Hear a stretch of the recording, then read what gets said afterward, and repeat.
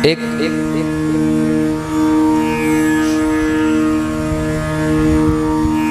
भोला भाला व्यक्ति, बहुत भोला, हट्टा कट्टा था, खाता बहुत था। तो एक दिन उसके परिवार वालों ने एक महात्मा से कहा, महाराज जी ये खाता बहुत है। बोले हाँ। बोले खाता बहुत है। तो महात्मा जी ने कहा, ये उतना ही खाता है जितना इसका खाता है। बात समझे? ये उतना ही खाता है जितना इसका खाता है, उससे ज्यादा नहीं खा सकता। पर महाराज इतना हम गरीब लोग कहाँ तक खिलाएंगे? दिन में 4-4 बार रोटियां खाता है, एक बार में 25-25 रोटी खाता है। अच्छा। तो महात्मा ने कहा, यहाँ पास में एक मठ है, आश्रम है, वहाँ बहुत सारे महात्मा रहते हैं, वहाँ सबका भंडारा चलता रहता है, इसको वहाँ भेज दो, सेवा करता रहेगा, नहीं तो भजन पूजन करके बढ़िया रोटियां मिलती रहेगी। तो इसको बताया कि भाई वो आश्रम में जाकर देखो, बहुत आनंद है। तो ये आश्रम में गया भोला भाला भगत। घर वालों ने कहा कि जाओ भाई वहीं भजन पूजन करना, काम काज तो कुछ करते नहीं हो, बस रोटी तोड़ते हो। चला गया। अब आश्रम में जाकर देखा तो महात्मा लोग केवल ऐसे वो कपड़ा लपेट रखा और घूम रहे हैं, और जिस महात्मा को देखे वो महात्मा ऐसा ढोल का ढोल। तो उसने कहा ये बढ़िया है, सब के सब हट्टे कट्टे घूम रहे हैं, एक भी दुबला पतला नहीं। श्री राम जय राम। उसने महाराज जी से मुलाकात करी, महाराज जी मैं आश्रम में रहना चाहता हूँ। रहो, कोई बात नहीं, कुछ काम करना पड़ेगा, तुम्हारी इच्छा, काम करो तो ठीक, और न भी करो तो भी बढ़िया प्रेम से रहो। आश्रमों में ऐसी व्यवस्थाएं पूर्व समय में होती थी, आप रहो, कुछ लेना देना नहीं, बस रहो, आश्रम का जीवन जियो।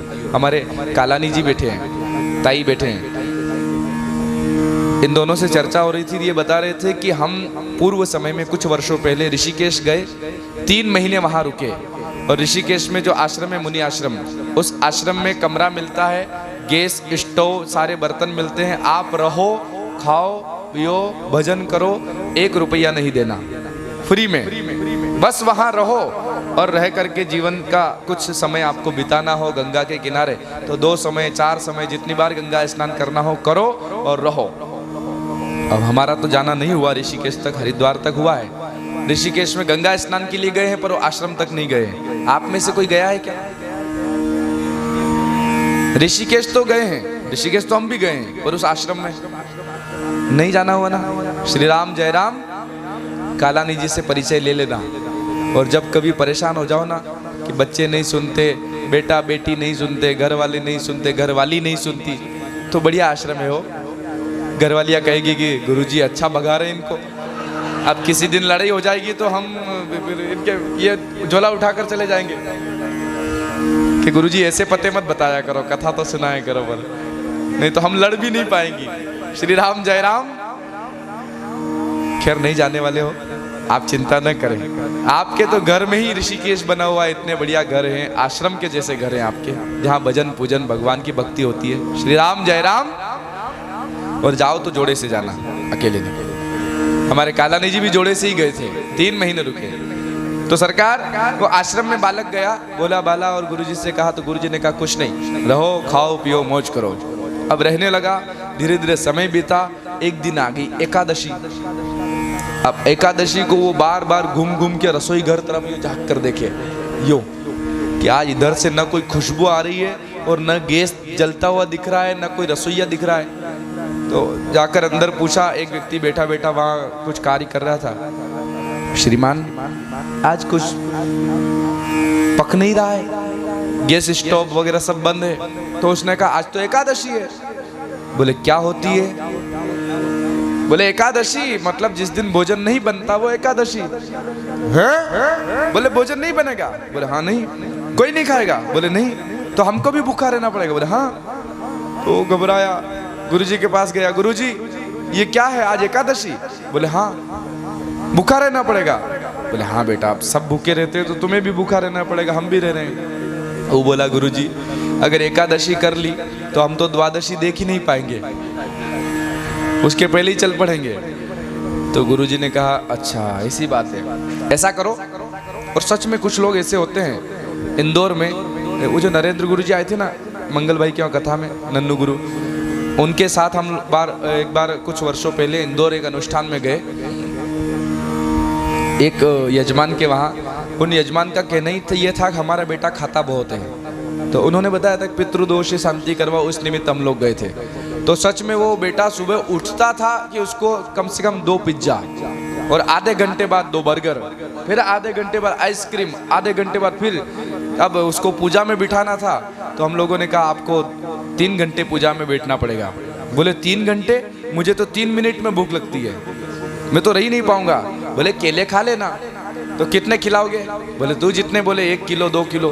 बोले 2 किलो में तो 2 मिनट में भूख लग जाएगी। और ऐसा हट्टा कट्टा बड़ा सा लड़का था वो, उम्र कम होगी मेरे ख्याल से 12-15 वर्ष की, लेकिन ऐसा हो रहा हाथी जैसा। उसके घर में 3-3 4-4 साइकिल ला रखी, वो रेस वाली और मोटे पहिए वाली, पतले पहिए वाली, ऐसी कि ये कैसे भी पतला हो जाए। जिम ज्वाइन करवा रखी थी, फिर भी वो पतला होने का नाम नहीं ले रहा था। और सच में हमने देखा वो इतना खाता था कि पूजन में, गणेश पूजन हुई कि तुरंत वो बोलता बस रुको, और बैठ करके पिज्जा और बर्गर और न जाने क्या क्या चाइनीज फूड खाता। फिर आकर पूजा में बैठता, नवग्रह पूजन हुई, फिर रोकता, बस महाराज जी रुको, और नहीं रुकते तो वो खुद उठ के चला जाता, रोकना पड़ता कि भैया ठीक है जा। फिर खा के आता, फिर एक पूजन होती, दिन भर 1-1 घंटे में भोजन उसका। हमें आश्चर्य हुआ, विश्वास भी नहीं हुआ, पर आंखों से देखा तो लगा कि बाप रे बाप, कुछ लोग कैसे होते हैं। तो वो कहने लगा महाराज मुझे कुछ खाने को। तो महात्मा जी ने कहा ये ले जाओ, रसोई वाले से कह दो कि ये सामान दे दे। रसोई वाले ने कुछ सूखा सामान दे दिया, आटा और दाल, जाओ और जंगल में जाकर बनाना, किसी से बोलना मत। और जाने लगा तो गुरुजी ने कहा सुनो, पहले भगवान को भोग लगाना, फिर खुद खाना। ठीक है गुरुजी। और वो जंगल में गया, बढ़िया अपने हाथ से प्रसाद बनाया, और प्रसाद बना करके सीताराम आइए, सीताराम आइए, मेरे भोजन का भोग लगाइए, मेरे भोजन का भोग लगाइए। हाँ सीताराम आइए, सीताराम आइए, मेरे भोजन का भोग लगाइए, मेरे भोजन का भोग लगाइए। और इसने इतना दिल से पुकारा कि ठाकुर जी एक पल में सीताराम जी महाराज प्रकट हो गए। अब इसने भोजन आंख जैसी खोली और सामने देखा तो वहां तो सीता जी और राम जी। बोले गुरुजी ने तो कहा कि भगवान, एक भगवान आएंगे या तो 2-2 भगवान आ गए, आप कौन? बोले ये हमारी श्रीमती जी हैं जानकी। अच्छा अच्छा, आप दिख बहुत सुंदर रहे हो, पर एक को बुलाया था 2 आ गए। आधी एकादशी तो तुमने यूं ही करवा दी। ठीक है बैठो। उनको भोजन करवाया, थोड़ा सा भोजन खुद ने किया, चला गया। 15 दिन बाद फिर एकादशी आई, फिर गुरुजी से कहा गुरुजी, तो गुरुजी ने कहा ठीक है इसको आटा डाल दे दो, जाओ बेटा। बोले नहीं गुरुजी, थोड़ा सा सामान बढ़वाओ, वहाँ 2-2 भगवान आते हैं। तो गुरुजी ने कहा इसको शायद खुद की डाइट ज्यादा होगी, खाने को ज्यादा लगता होगा, झूठ बोल रहा है।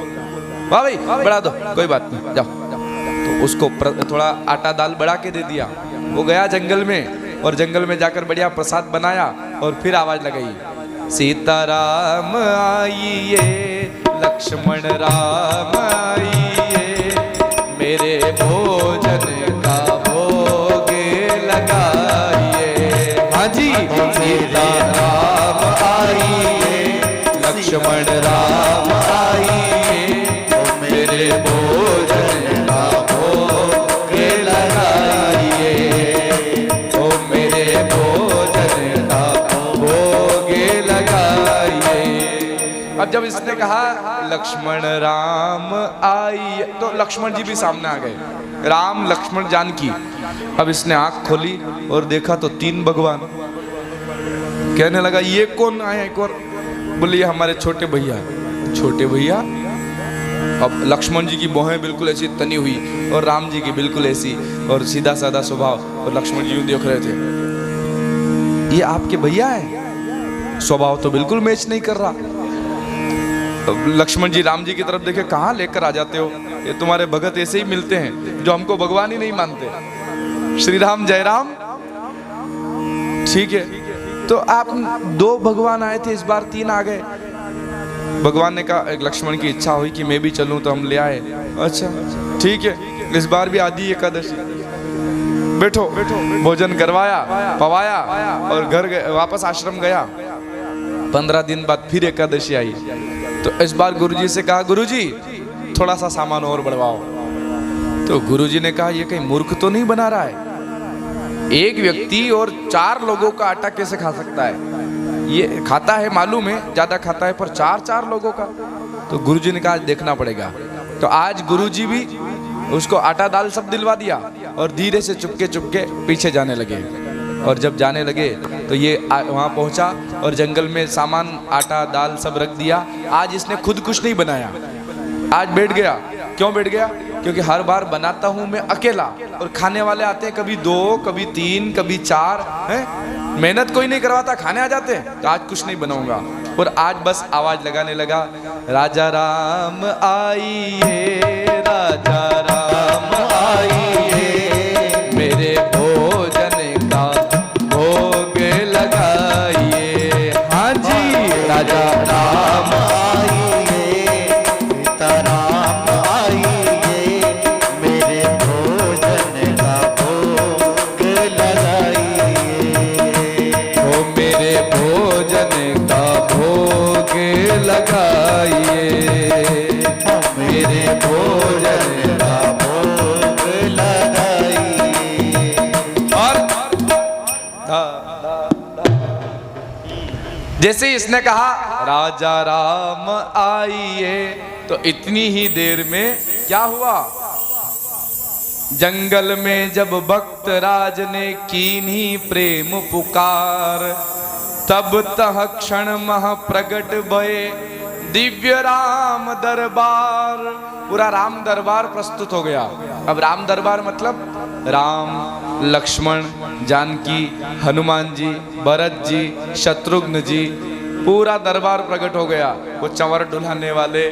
अब इसने आंख खोली तो सामने देखा तो इतने सारे। अब देखने लगा तो कहने लगा, प्रभु ये क्या है?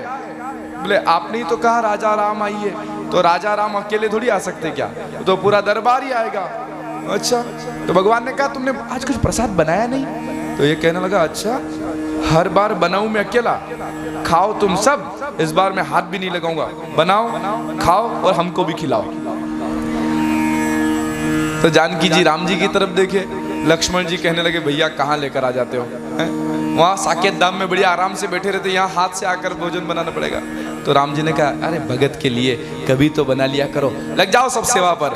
तो आज राम जी, लक्ष्मण जी, भरत जी, शत्रुघ्न जी सब सेवा में लगे हैं। जानकी जी अपने हाथों से बढ़िया पूड़ियां तल रही है। और कौन क्या काम कर रहे हैं? श्री भरत जी भंडारे बनाने लगे। भरत जी भंडारा बना रहे हैं, बढ़िया बढ़िया।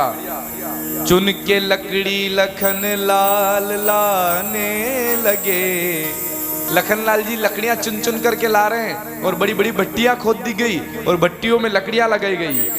पहुंचते पूंछ से आंजनेय चौका को, आंजनेय अर्थात हनुमान जी, हनुमान जी पूंछ बड़ी करते और उस पूंछ से ऐसे पोछा लगाते और हाथों से पोता लगाने लगे। हाथों से ऐसे पोता लगा रहे हैं। चेते चूल्हे इधर और उधर शत्रुघ्न, इधर चूल्हे चालू हुए, उधर शत्रुघ्न जी महाराज साग भाजी अमनिया कराने लगे। संतों की भाषा में सब्जी काटना नहीं बोलते। हमारे मलुक पीठ वाले महाराज जी एक बार कथा में सुना रहे थे कि उनके गुरुजी पहाड़ी बाबा जो थे, एक बार आश्रम में एक सेठ ने आकर कहा, भोजन भंडारा बनने के बाद पहाड़ी बाबा ने पूछा, प्रसाद बन गया? बोले हाँ महाराज जी, सब्जी काट दी। बोले सब्जी काट दी? फेंको सब फेंको यमुना जी में। तो उसने कहा क्यों महाराज जी? बोले सब्जी काट दी, यहाँ कोई कसाई की दुकान है जो काट दिया?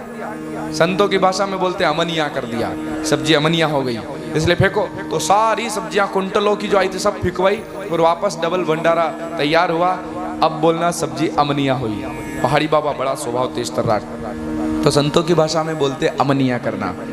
चेते चूल्हे इधर और उधर शत्रुघ्न, साग भाजी अमनिया कराने लगे। शत्रुघ्न जी महाराज सब्जी अमनिया कर रहे थे। पाके संकेत शक्ति के जत्थे वहां, जानकी जी का संकेत पाया तो अष्ट सिद्धि और नव निधि आने लगे। अष्ट सिद्धियां आ गई, नव निधियां आ गई, भंडारे बनने लगे। जब प्रसाद बनने लगा, अब इसको खुशबू बहुत आ रही थी। बेटा बेटा ऐसे करने लगा, अरे वाह क्या बढ़िया खुशबू आ रही है, लेकिन आंख नहीं खोल रहा।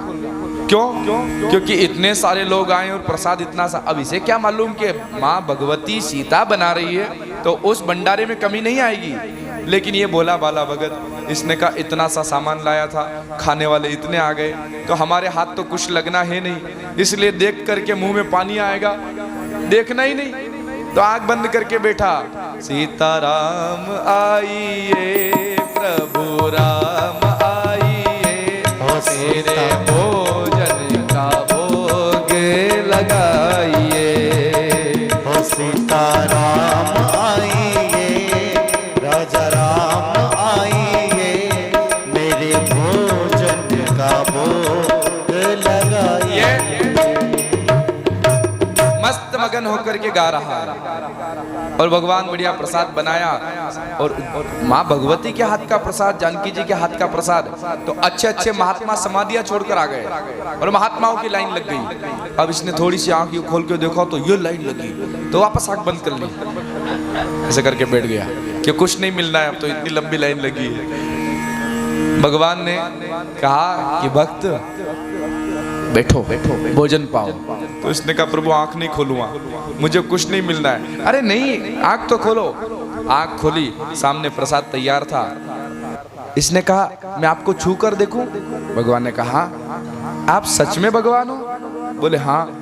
बोले एक मिनट प्रभु, मैं मेरे गुरुजी को बुला कर लाता हूँ। मेरे गुरुजी विश्वास नहीं करते, वो कहते हैं कि शायद मैं ज्यादा खाता होऊंगा इसलिए ज्यादा सामान ला रहा हूँ। एक बार गुरुजी को बुलाया हूँ तो दौड़ कर गया, गुरुजी को बुला कर लाया।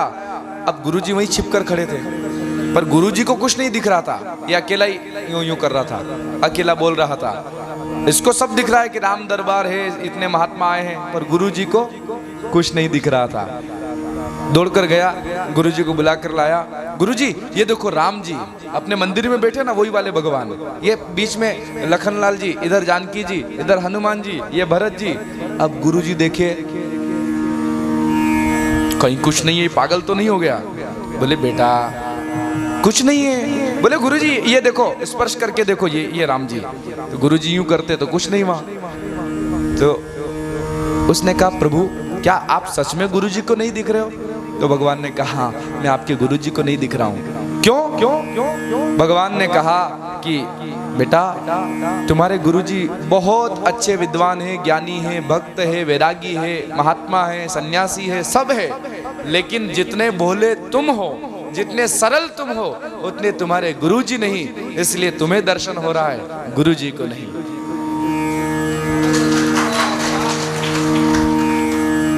नवम सरल सब छल